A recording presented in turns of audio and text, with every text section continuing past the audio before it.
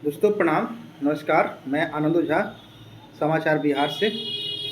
आज हम लोग बात करेंगे एनडीए गठबंधन के तहत विधानसभा जो चुनाव होने वाला है 2020-25 में, इसमें कैसे कैसे कैसे कैसे सीट बंटवारा होगा, इस बारे में हम लोग आज चर्चा करेंगे कि कौन सी पार्टी कितने सीट पर लड़ेगी। इसमें जेडीयू, एनडीए घटक दल में जेडीयू हो गया, बीजेपी हो गई, चिराग पासवान की पार्टी हो गई, मांझी जी की पार्टी हो गई, उपेंद्र कुशवाहा की पार्टी हो गई। इन सब के बारे में आज विस्तृत रूप से हम लोग चर्चा करेंगे, जिसमें हम लोग देखेंगे कि इससे कौन सी पार्टी कितनी सीट पर लड़ेगी चुनाव। इसमें इसमें जो हमको जो पता चल रहा है, उसमें दिख रहा है कि जेडीयू जो है, जेडीयू और भाजपा एक बराबर बराबर सीट पर लड़ेगी, जिसमें 101 सीट पर भाजपा और जेडीयू लड़ेगी। 26 सीट पर चिराग पासवान, जो कि चिराग पासवान 30 सीट पर दावा ठोक रहे हैं, लेकिन उम्मीद है कि उनको 25 से 26 सीट उनको मिल जाएगा। मांझी जी भी 15 सीट पर दावा ठोक रहे हैं। गया लोकसभा का सभी सीट पर दावा ठोक रहे हैं। उपेंद्र कुशवाहा भी कराकाट में तैयारी कर रहे हैं। तो उम्मीद है कि 8-8 सीट पर इन लोगों को भी मना लिया जाएगा। हो सकता है मुकेश सहनी भी इसमें आ जाए, तो और भी सीट कम हो सकती है, जैसे चिराग पासवान की, मांझी जी की और उपेंद्र कुशवाहा की। लेकिन बीजेपी श्योर है कि बीजेपी 101 सीट पे कम नहीं लड़ेगी। बीजेपी इससे कम पे नहीं जाएगी। बीजेपी चाहेगी कि मैक्सिमम सीट पर हम लड़ें, ताकि मैक्सिमम उसका कैंडिडेट होगा तो उसको फायदा होगा। अब इसमें देखना है कि इसमें देखना है कि अब जेडीयू क्या करती है। जेडीयू अपने पाले से मुकेश सहनी को देती है या भाजपा अपने पाले से देती है, ये भी देखने की दिलचस्प होगा, क्योंकि चिराग पासवान मानने वाले नहीं हैं। चिराग पासवान 30 सीट से कम पे मानेंगे नहीं मानेंगे, ऐसा जो खबर आ रही है। चिराग पासवान भी अपनी तैयारी कर रहे हैं। उनकी पार्टी से हुलास पांडे, राजू तिवारी ऐसे सरीखे नेता चुनाव लड़ना चाहते हैं। जेडीयू भी इसमें जो सोर्स बता रहे हैं, जेडीयू की हर लोकसभा वाइज अपनी तैयारी चल रही है। जेडीयू एनडीए घटक दल की कहें तो सबकी एक कार्यकर्ता सम्मेलन भी हो रहा है, और जेडीयू अपना पर्सनल कार्यकर्ता सम्मेलन कर रहा है, और पार्टी दफ्तर में भी मिल रहा है। 4-5 दिन पहले ही मुख्यमंत्री जी पार्टी कार्यालय गए थे और वहाँ काफ़ी लोगों से बात विचार किया था। तो तैयारी कुल मिलाकर चल रही है। सब पार्टियाँ अपनी तैयारी जोर शोर से कर रही है। सब लोग पदयात्रा भी कर रहा है। इसमें तेजस्वी यादव ने भी पदयात्रा कर रहे हैं। इधर जदयू मुख्यमंत्री जी भी प्रगति यात्रा निकाल रहे हैं। भाजपा भी अपनी तैयारी कर रही है। प्रधानमंत्री जी भी भागलपुर में आने वाले हैं। जो उस दिन किसान सम्मान निधि का जो पैसा जो उस दिन रिलीज दिया जाएगा 1600 करोड़ रुपया, तो वो भी एक पार्ट है प्रिपरेशन तैयारी का। उसमें और भी घोषणाएँ प्रधानमंत्री जी कुछ करेंगे। हो सकता है कि और घोषणाएँ करेंगे प्रधानमंत्री जी, जो उम्मीद दिख रही है। स्वास्थ्य मंत्री और श्रम मंत्री वहाँ पर डेरा डाले हुए हैं, और वो लोग भी तैयारी का जायजा ले रहा है। दूसरी चीज़ है बीजेपी की तरफ से कि बीजेपी कहाँ कहाँ चुनाव लड़ेगी, ये भी एक इम्पोर्टेंट बात है। आरा लोकसभा की बात करें, आरा लोकसभा में बीजेपी एक तरारी में लड़ेगी चुनाव। तरारी में विशाल प्रशांत फिर से मैदान में रहेंगे। उसमें जो दिख रहा है कि विशाल प्रशांत एक हो गए। इसके बाद शाहपुर से भी भाजपा चुनाव लड़ेगी, आरा से भाजपा चुनाव लड़ेगी, बड़हारा से भाजपा चुनाव लड़ेगी। अगियाओं विधानसभा जेडीयू चुनाव लड़ सकती है। जगदीशपुर भी जेडीयू चुनाव लड़ सकती है। ऐसे मोटा मोटा हम आंकड़ा बता रहे हैं, जो कि इसमें जो निकल कर छन के आ रहा है कि यहाँ से पार्टियां चुनाव लड़ने के लिए, पिछले बार भी यहाँ पे भाजपा ही जेडीयू सेम चुनाव लड़ी थी, तो उम्मीद है कि इस बार भी वैसे ही कॉम्बिनेशन रहेगा। हो सकता है कि चिराग पासवान को एक सीट मिल जाए बीच में, तो फिर अलग बात हो जाए। लेकिन यहाँ से तरारी की बात करें, तरारी की विधानसभा से विशाल प्रशांत चुनाव लड़ेंगे, क्योंकि इस बार बाई इलेक्शन में उन्होंने जीत हासिल की थी। उन्होंने राजू यादव को, माले के कैंडिडेट को हराया था। तो भाजपा अपनी पूरी तैयारी कर रही है। प्रधानमंत्री के चेहरे पे ही चुनाव लड़ेगी, इसमें कोई दो मत नहीं है।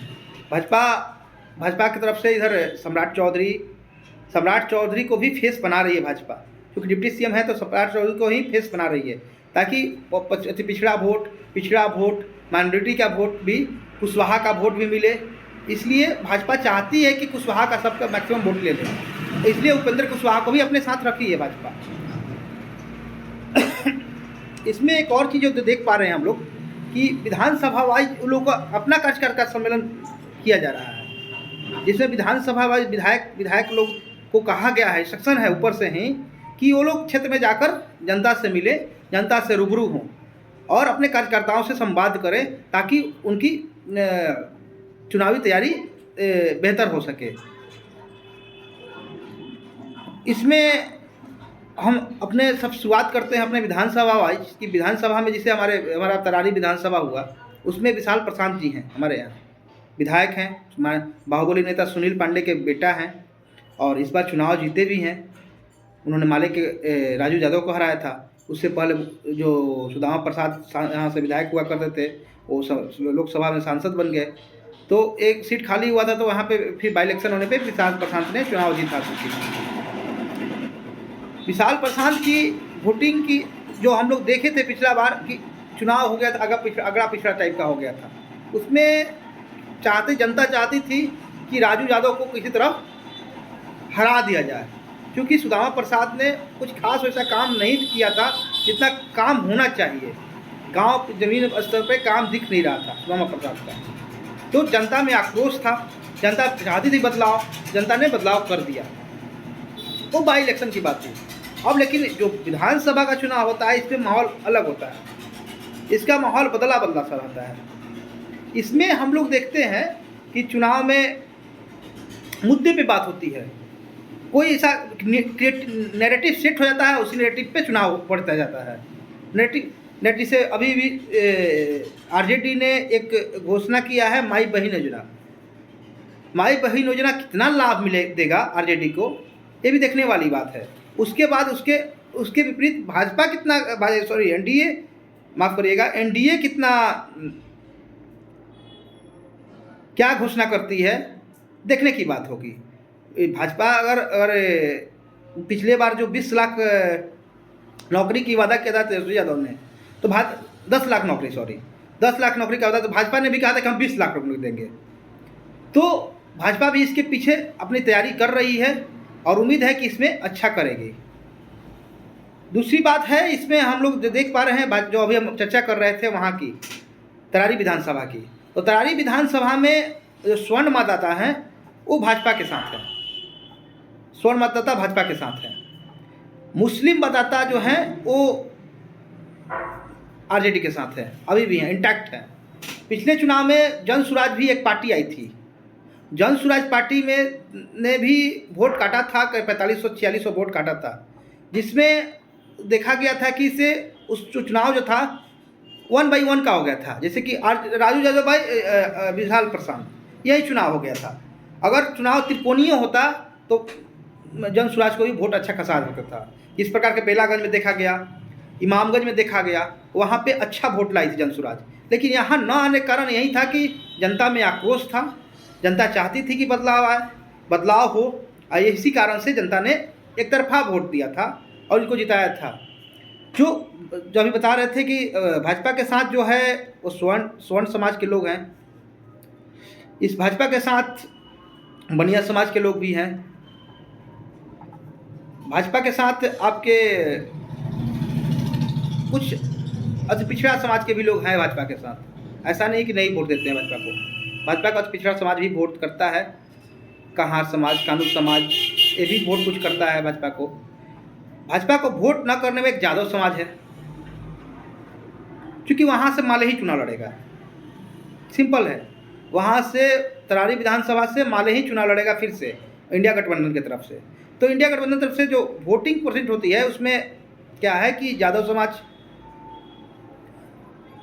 बहुजन समाज, सब लोग वोट करते हैं इंडिया गठबंधन को, क्योंकि नैरेटिव एक सेट हो जाता है कि उसमें ये समाज जो है मैक्सिमम उन लोग को वोट देता है, मैक्सिमम वोट। कुछ लोग ऐसा होते हैं जो कि भाजपा को देते होंगे, कुछ लोग होते हैं जन स्वराज को भी देते होंगे, लेकिन जो मुस्लिम समाज है अब जो दिख रहा है कि अब बट रहा है वोट, मुस्लिम का वोट बट रहा है, अति पिछड़ा का भी वोट बट रहा है।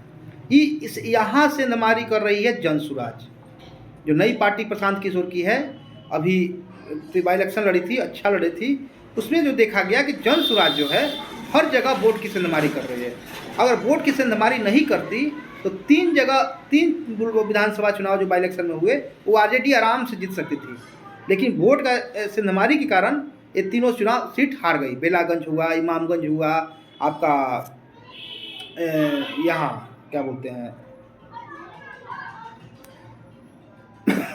रामगढ़ हुआ, ये तीनों जगह जो है, रामगढ़ विधानसभा जो है, ये तीनों जगह आरजेडी हार गई। इसी कारण से, चूंकि जन स्वराज ने भी अच्छा खासा वोट काट लिया था। लेकिन पिछले बार लोगों को, हमको लगता है कि लोगों को भरोसा नहीं था कि जो जीतेगी नहीं जीतेगी। जन स्वराज, प्रशांत किशोर तो बात अच्छा कह रहे हैं, प्रशांत किशोर कह रहे हैं कि इसे हम शिक्षा में सुधार करेंगे, हम यहाँ रोजगार देंगे, तो लोगों को दिल पे लग रहा है, ये सच्चाई बात है। लेकिन अभी भी उनको समय लगेगा, लोगों को समझा रहे हैं। अब देखना है कि इस चुनाव में कितना वोट ला सकते हैं, कितना वोट लाते हैं, कितना परसेंट वोट लाते हैं। पिछले चुनाव में 10% वोट उन्होंने लाया था। तिरहुत विधान परिषद चुनाव में भी उन्होंने 10% वोट लाया, सेकंड स्थान पर रहे थे। यूँ कहे तो और पार्टियां से वो टॉप पे थे, जैसे जदयू हो गई, आरजेडी हो गई, तीसरा चौथा पे थी। लेकिन जन स्वराज सेकंड स्थान पे था, फर्स्ट स्थान पे थे ब्रजवासी जो थे, जो पहले शिक्षक हुआ करते थे, वो फर्स्ट, उन्होंने चुनाव जीता था। तो जन स्वराज धीरे धीरे पैर पसार रहा है, जन स्वराज अच्छा कर रहा है। इसमें जो हम तरारी विधानसभा की बात कर रहे थे, इसमें जो हम बता रहे थे कि इसमें इस समाज का वोट जो है, तो इस बार कड़ी टक्कर होने वाली है। क्योंकि पहले बाई इलेक्शन का जो चुनाव था उसमें दो पार्टी का ही, मतलब ये था कि 2 पार्टी में टक्कर है, 2 पार्टी में कोई जीतेगा। लेकिन इस बार क्या है कि जन स्वराज भी काफ़ी बढ़ चढ़ कर रोल निभा रहा है। क्योंकि पिछले बार वहाँ वोट पद यात्रा नहीं हुआ था वहाँ पे उन लोग का, जन स्वराज का। लेकिन पिछले बार इलेक्शन लड़ने से हर गांव में आपको दिख जाएंगे जन स्वराजी 2 4 5 हैं, आपको मिल जाएंगे कि जन स्वराज के 5 लोग यहाँ पे हैं। तो आपको एक तो दिखेगा कि कांग्रेस का नेता ने 5 गाँव मिलाकर 1-2 मिलेगा, लेकिन जन स्वराजी हर गाँव में 5-10 आपको मिलेंगे। तो ये एक फर्क पड़ा है जन स्वराज के आने से। तो इस कारण से चुनाव जो है दिलचस्प हो गया है और त्रिकोणीय हो गया है। चुनाव में बहुत लाइविटी हो गई है, चुनाव में बहुत रोमांच पैदा हो गई है, और अभी से सभी पार्टियां अपना अपना तैयारी शुरू कर दी हैं। जहां तक बात करें माले की, तो माले भी अपना अंदर ही अपनी तैयारी कर रहा है। हर घर गांव तक वो पहुंच रहा है, घर घर तक पहुंच रहा है। उसी प्रकार जो विधानसभा भाजपा के विशाल प्रशांत हैं, उनके कार्यकर्ता हैं, वो भी अभी से ही लगे हैं। बहुत सोशल मीडिया के माध्यम से प्रचार प्रसार हो चाहे, और विकास के काम भी उनकी तरफ से किया जा रहा है। तो इसमें दो राय नहीं कि इस बार कांटे के विधानसभा, तरारी विधानसभा में कांटे की टक्कर होगी। अगला विधानसभा आता है, हम आते हैं आरा विधानसभा। आरा विधानसभा में मोस्टली भाजपा के मैक्सिमम नगर वाला जो चुनाव होता है उसमें भी भाजपा के नगर मेयर हैं, तो उनका सपोर्ट रहेगा। रही विधानसभा की बात, तो विधानसभा में आपको हम देख रहे हैं कि जो स्वर्ण समाज के लोग हैं वो तो भाजपा के साथ ही रहते हैं। हम स्वर्ण समाज शुरू से ही भाजपा का कांग्रेस के बाद भाजपा के साथ जुड़ गया और भाजपा के साथ ही टिका रहता है। दूसरी बात है कि जो यादव समाज है, मुस्लिम समाज है, क्या इस बार आरजेडी को वोट देगा, कौन कैंडिडेट होगा। पिछले बार अनवर आलम थे विधायक थे, उन्होंने चुनाव नहीं लड़ा था क्योंकि वहाँ माले को मिल गया था सीटें। लेकिन इस बार देखिए किसको सीट मिलता है, देखने की वाली दिलचस्पी बात होगी। क्योंकि पिछले बार अच्छा काम किया था अनवर आलम ने, इस बार अमरिंदर प्रताप भाई कौन होता है ये भी देखने वाली वो बात होगी। और जन स्वराज से कौन होता है ये भी बात है। जन स्वराज का भी प्रभाव धीरे धीरे बहुत ज़्यादा बढ़ रहा है, ये मानने की बात है और सभी पार्टियां इसको मान रही हैं। जो लाठीचार्ज हुआ छात्रों पे, बीपीएससी स्टूडेंट पे, उसमें प्रशांत किशोर जो भूख हड़ताल किए, उससे उनका ग्रोथ और बढ़ गया है। लोग जानने लगे हैं, लोग समझने लगे हैं, लोग उनको मानने लगे, चाहने लगे हैं। तो प्रशांत किशोर का प्रभाव धीरे धीरे बढ़ रहा है। इसमें किसका वोट काटेंगे ये भी सोचने वाली बात है। इसमें दोनों पार्टी, हमें जो लगता है कि दोनों पार्टियों का वोट काटेंगे, आरजेडी का भी काटेंगे और भाजपा का भी काटेंगे, जेडीयू का भी काटेंगे। आरजेडी का जैसे मुस्लिम एमवाई समीकरण हुआ, एमवाई समीकरण में सेंध लगा चुके हैं प्रशांत किशोर। भाजपा के जैसे फॉरवर्ड समाज का भी कुछ वोट काटेंगे, कुछ कुछ दलित समाज का भी वोट काटेंगे। तो प्रशांत किशोर सबका वोट काट रहे हैं। उम्मीद है कि देखिए इस बार चुनाव में कितना सीट लाते हैं, ये देखना दिलचस्प होगा।